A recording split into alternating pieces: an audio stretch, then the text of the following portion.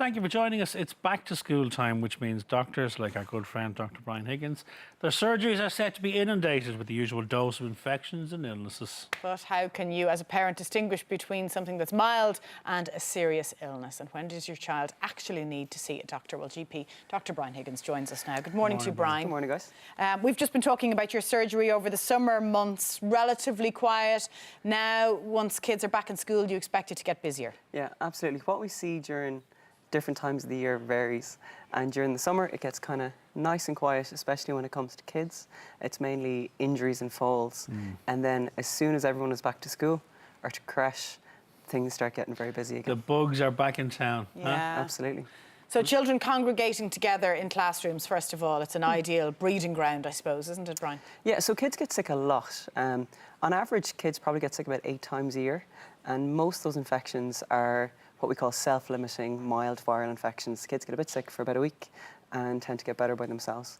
And those infections tend to be spread by contact, either by touching or through droplets by sneezing and coughing.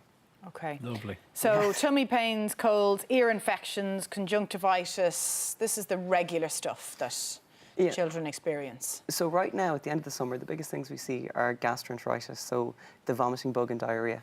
And then as the year progresses, we tend to see a lot more colds, so those upper respiratory tract infections that include sinusitis, ear infections, throat infections and coughs. We were talking about earlier on about the old pulling the sickie. Yeah. I don't feel well, Daddy.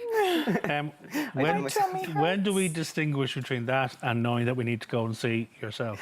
Well, I think paternal instinct is a pretty good measure. So true, isn't it? Absolutely, yeah. I think you get an idea. It's hard to fake a temperature. That is the key flag, though, isn't it? The temperature. It always seems to be the first thing I know that Lisa always checks. Check if they've got a temperature. Yeah. Yeah, and your mind is almost put at ease when they don't have the temperature. You know, you don't need to act drastically, I suppose, in most cases. In most cases, so temperatures are a pretty good guide. They're not totally reliable, but they're definitely helpful. For most of the time, most of the infections that children get are viral infections, and they will cause a temperature. Now, a normal temperature in children is up to about 37.5. A viral infection will often cause anything. Sometimes they can cause very high temperatures like flu, but usually something like a head cold will cause a temperature of up to about 39. And the important thing is the temperature will always come down with antipyretics, with ibuprofen, paracetamol. Once you give those and the temperature comes down, it's very, very reassuring.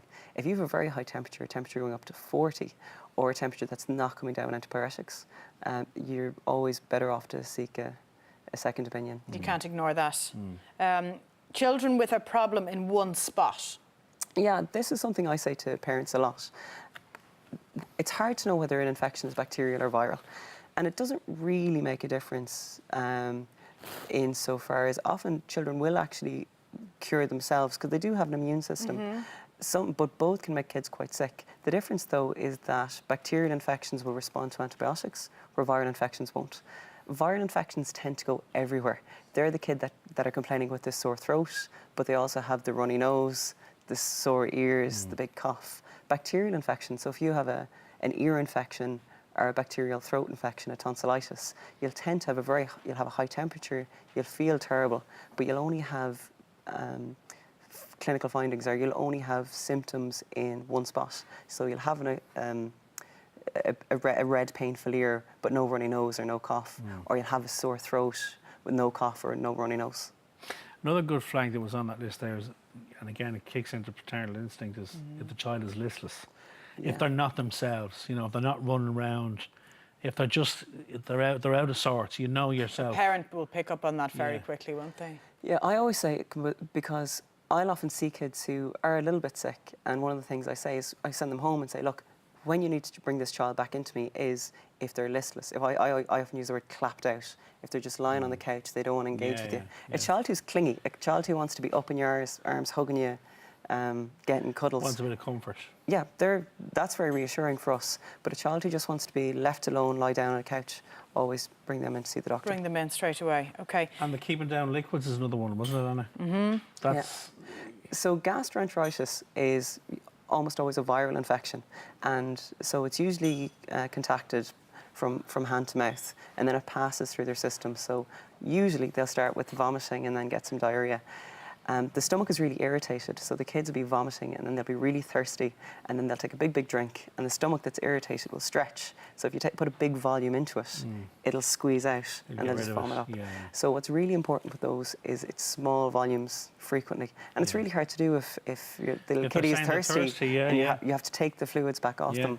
But you just because most have people, to Brian, do it. would think vomiting bug has hit the house, get as much water into you as possible, and almost try and flush it out. Yeah, so it's to get as much fluids as possible, but you can't do it all at once. Okay. You have to break it down into little bits and give a couple of sips, an ounce or a couple of mils, and then take away the bottle or take away the cup, and then give it after another couple of minutes to make sure that that stomach is Okay, so getting drip a chance. feeding the fluids yeah, almost. exactly. Okay. And that will reduce an awful lot of the vomiting. Do you find, I find it when you bring the kids to the doctor, you know, and you hear it's a viral infection, so you think, well, they can't give them anything. Yeah. You know, should parents be not educated more, but to know at what point you might think it's not viral? So with viral infections, they almost always get worse over the first 3 days, excuse me. Right. So we usually think they're 24-hour bugs, and they almost never are. So what will usually happen is a viral infection will get worse over the first 3 days, and then it will slowly get better. As long as it's slowly getting better, they're usually fine. Something like temperatures over 40, over 39.5 or over 40, always bring them in. Temperatures lasting for longer than 5 days, or temperatures not coming down antipyretics, you're always thinking, okay, this could be something a bit more sinister. And another thing that I hear is the kids will come into me quite sick, and the parents will say, well, I didn't want to give them Calpol because I wanted to see how they really are.